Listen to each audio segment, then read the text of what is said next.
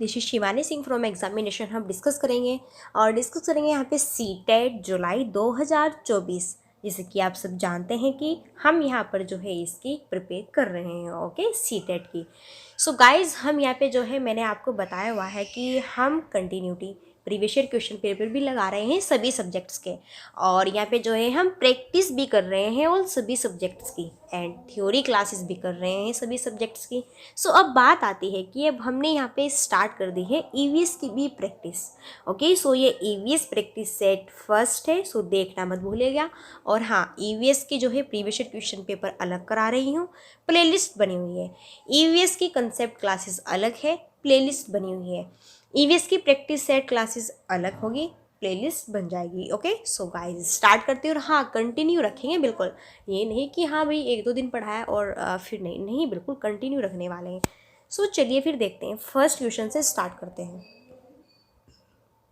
First question है कि पर्यावरण से अभिप्राय है भूमि, जल, वायु, पौधों एवं पशुओं की प्राकृतिक दुनिया जो इनके चारों ओर अस्तित्व में है, ओके, उन संपूर्ण दशाओं का योग जो व्यक्ति को एक समय बिंदु पर घेरे हुए होती है, या फिर भौतिक, जैविक एवं सांस्कृतिक तत्वों की अंत क्रियात्मक व्यवस्था जो अंत संबंधित होते हैं, या फिर ये सभी। सो गाइस, जैसे आप सब जानते हैं कि देखो पर्यावरण से क्या संबंधित है भाई। पर्यावरण जो ये आपका यहाँ पे वर्ड है ना, एक्चुअल में इसमें भूमि हो, जल, वायु, पौधे, पशु की प्राकृतिक दुनिया है ना, इन सभी चारों का अस्तित्व बिल्कुल इसमें होता है इंक्लूड, बिल्कुल राइट है ये ऑप्शन भी, है ना। और संपूर्ण दशाओं का योग जो व्यक्ति को एक समय बिंदु पर घेरे हुए होती है, बिल्कुल भाई, जो सारा आप यहाँ पे देखते हैं अपने चारों आसपास जो भी पूरा इन्वायरमेंट है, पर्यावरण ही तो है और क्या है, ठीक है।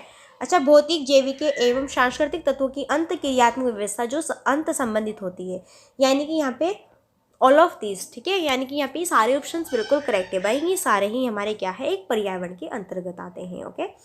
नेक्स्ट फिर हमारा सेशन का क्वेश्चन है कि पर्यावरण शब्द की उत्पत्ति किस भाषा के शब्द से हुई भाई। जर्मनी, फ्रेंच, स्पेनिश, अरबी। ये क्वेश्चन बहुत इंपॉर्टेंट है, लड्डू क्वेश्चन है, लड्डू क्वेश्चन घोल के पी जाओ। और हाँ, फटाफट वीडियो को लाइक एंड शेयर सब्सक्राइब कर दो। अगर आप सब्सक्राइब नहीं करेंगे ना तो छोड़ेंगे नहीं तुम लोगों को, ठीक है। तो भाई, पर्यावरण शब्द की उत्पत्ति किस भाषा से यहाँ पे जो है, ठीक है, ली गई है, किस भाषा से यहाँ पे, ठीक है, रिलेटेड है वो। गाइस, यहाँ पे जो सेकंड क्वेश्चन का करेक्ट आंसर बनेगा वो होगा फ्रेंच। भाई, पर्यावरण जो शब्द की उत्पत्ति है वो फ्रेंच भाषा के शब्द से ली गई है, ओके। सो यहाँ पे जो है गाइस बी ऑप्शन राइट होगा। चलिए नेक्स्ट है कि पर्यावरण किससे बनता है भाई। जीवीय घटकों से, भू आकृतिक घटकों से, अजैव घटकों से, या फिर ये सभी। तो हम बात करेंगे यहाँ पर कि जो पर्यावरण होता है वो किससे बनता है। बिल्कुल मैंने आपको बताया है कि भाई जीव जंतु, ठीक है, इन सबके घटक बिल्कुल इसमें सम्मिलित होते हैं। भू आकृतिक ये पूरा यहाँ पे जो होता है, ठीक है, ये भी सारे यहाँ पे पर्यावरण में इंक्लूड है। एंड अजैव घटक, जैव घटक, जीव जंतु, ये सब यहाँ पे जो है इसमें इंक्लूड होते हैं। सो यहाँ पे डी ऑप्शन राइट होगा, यानी कि ऑल ऑफ दिस, ठीक है। सो यहाँ पे डी ऑप्शन राइट होने वाले। पर्यावरण किससे बनता है, तो भाई इन सबसे मिलकर बनता है पर्यावरण।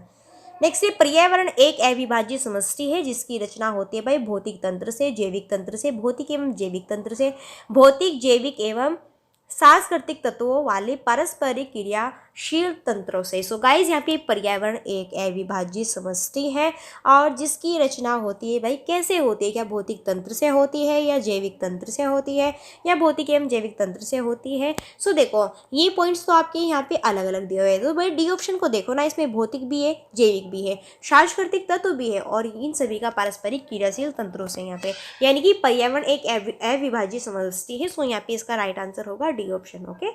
चलो नेक्स्ट है, अधोलिखित में भौतिक पर्यावरण का तत्व नहीं है भूमि के रूप, मिट्टियाँ, खनिज और बस्तियाँ। तो भाई इनमें से भौतिक पर्यावरण का तत्व कौन सा नहीं है।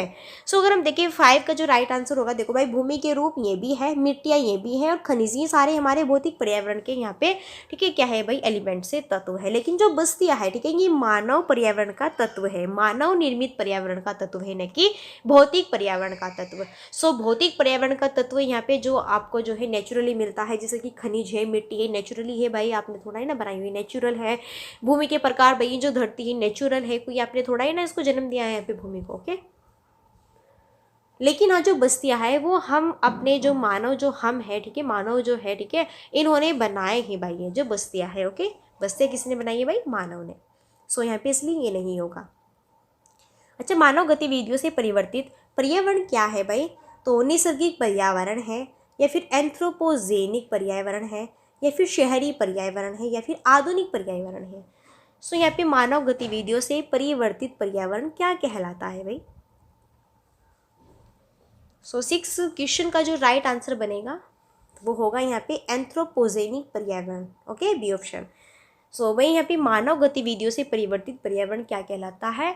सो वो कहलाता है भाई यहाँ पर एंथ्रोपोजेनिक पर्यावरण। क्या कहलाता है? एंथ्रोपोजेनिक पर्यावरण कहलाता है। ओके, चलिए नेक्स्ट है, पारिस्थितिकी शब्द का प्रयोग सबसे पहले किसने किया था? एजी ट्रांसले ने, या फिर हेकल ने, या फिर टेलर ने, या फिर इनमें से कोई नहीं।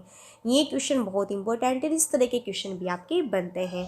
अच्छा, पारिस्थितिकी शब्द का प्रयोग सबसे पहले भाई किसने किया था?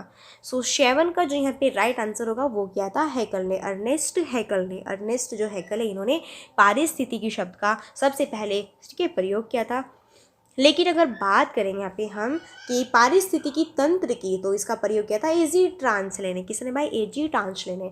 अब बात हुई पारिस्थितिकी, तो वो है अर्नेस्ट हेकल। अगर पारिस्थितिकी तंत्र की बात करें तो वो किया था एजी ट्रांसले ने। ओके, चलो नेक्स्ट है, पारिस्थितिकी निम्नलिखित में से ठीक है किसके बीच पारस्परिक संबंधों का अध्ययन है भाई? जीव और वातावरण का, मनुष्य एवं वन का, मृदा और जल का, यहाँ पे है फिर जो है फिर होगा हाँ पति और पत्नी का। चलो बताना है, ठीक है। तो पारिस्थितिकी निम्नलिखित में से किस बीच पारस्परिक संबंधों का अध्ययन करता है? तो भाई पारिस्थितिकी जो है अकॉर्डिंग कौन कौन से यहाँ पे जो है पारिस्थितिकी किस किस से रिलेटेड है ये बताना है।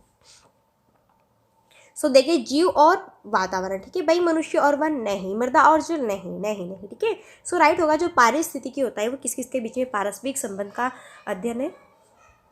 सो भाई जीव और वातावरण, यानी कि इन दोनों में सारी चीज़ें इंक्लूड है। ओके, चलिए नेक्स्ट। अच्छा, पारिस्थितिकी तंत्र की संकल्पना को प्रस्तावित किया था भाई एजी टेंसले ने, या फिर हटिगठन ने, या फिर स्टोर्टर्ड ने, या फिर ट्रांसले ने। तो पारिस्थितिकी तंत्र मैंने अभी आपको बताया था ना, ठीक है। और वो देखो जिस आपका क्वेश्चन आ चुका है, सो यहाँ पे होगा ट्रांसले। ओके, सो डी ऑप्शन राइट आंसर बनेगा। अच्छा, पृथ्वी का सर्वाधिक वृहद पारिस्थितिकी तंत्र इनमें से कौन है भाई? जलमंडल है, जीवों में स्थलमंडल है, फिर जीवमंडल है। सो गाइस, पृथ्वी का सर्वाधिक वृहद पारिस्थितिकी तंत्र इनमें से कौन है? सो 10 का जो राइट आंसर होगा वो होगा जीवमंडल। पृथ्वी का सर्वाधिक वृहद पारिस्थितिकी तंत्र इनमें से कौन है भाई? जीवमंडल है। ओके, नेक्स्ट, जहाँ पे जीव रहता है उस सटीक जगह को क्या कहते हैं? आवास, पारितंत्र, निकेत या निश, या फिर इनमें से कोई नहीं। तो भाई जहाँ पे जीव रहते हैं उस सटीक जगह को क्या कहते हैं? सिंपल सी बात है, ये बताना है हमें। सो गाइस, यहाँ पे जो जहाँ पे जीव रहते हैं, ठीक है, सो वो आपका जीव जंतु जगत होता है, यानी कि जीवमंडल होता है, यानी कि आवास, परितंत्र, निकेत, ये नहीं होगा यहाँ पे, यानी कि ये डी ऑप्शन राइट होगा, ठीक है। ये डी ऑप्शन हम यहाँ पे राइट होगा।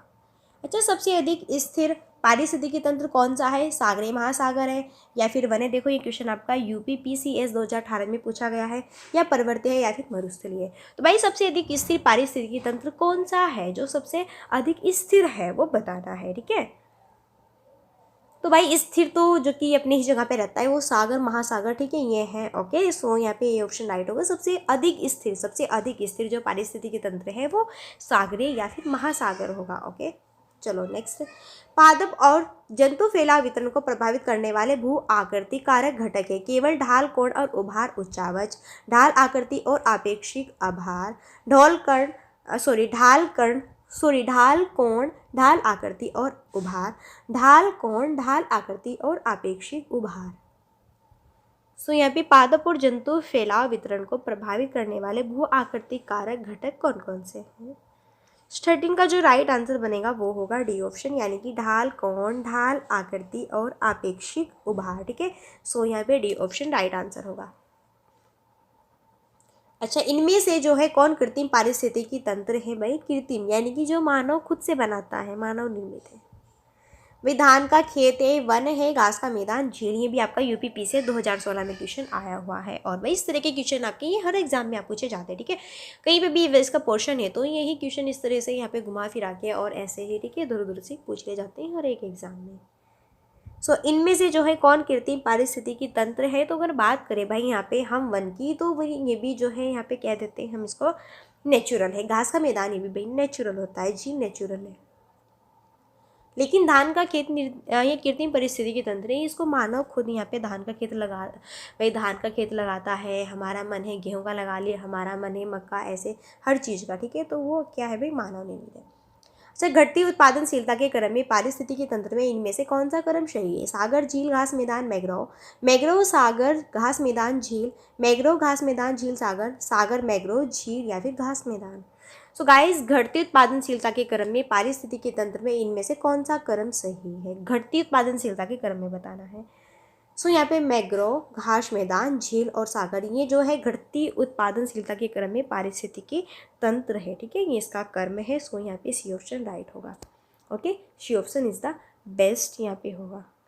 सो गाइज, यहाँ पे थे ये आपके जो है 50 क्वेश्चंस, और ये EVS CTET जुलाई 2024 में EVS प्रैक्टिस सेट फर्स्ट, ये आपको यहाँ पे, ठीक है, कंटेंट एंड वीडियो, ठीक है, कैसी लगी? सो गाइज, हमें प्लीज़ ज़रूर बताना अगर आपको अच्छा लगा है तो। अब देखो यहाँ पे एक और इम्पोर्टेंट पॉइंट्स है आपके लिए कि संपूर्ण बिहार GK GS, ठीक है, यूट्यूब के इतिहास में पहली बार सभी महत्वपूर्ण क्वेश्चनों का निचोड़ है। महामैराथन 150 क्वेश्चन मैंने आपको कराए हैं, हॉली स्पेशल गिफ्ट आएंगे, एक ही वीडियो में सब खत्म, बहुत ही बेस्ट था। ओके, मॉडल पेपर फर्स्ट और बहुत इंपॉर्टेंट है, ठीक है, आप इसको एक बार देखना जरूर। 150 क्वेश्चन है, बहुत ही बेस्ट टू बेस्ट क्वेश्चन है। सो गाइज, यहाँ पे देखो ये थे हमारे जो है 50 क्वेश्चंस, और फिर आगे देखो हमने बहुत सारे क्वेश्चन लिए हुए हैं, हम आपको बहुत कराएंगे, ठीक है, बस आपको हमारे साथ में बने रहना है। ओके, सो अब देखो ये यहाँ पे आपको 50 क्वेश्चंस कैसे लगे? अगर अच्छे लगे तो आप वीडियो को फटाफट तरीके से लाइक एंड शेयर सब्सक्राइब कर दो। ओके, सब्सक्राइब कर देना सभी, वरना फिर देखते हैं भाई हम इतनी मेहनत करते हैं तुम लोग फिर भी थोड़ा बहुत मोटिवेट नहीं करते हो। सो चलिए फिर हम मिलते हैं नेक्स्ट, तब तक के लिए so thanks for watching, keep study and bye bye, take care.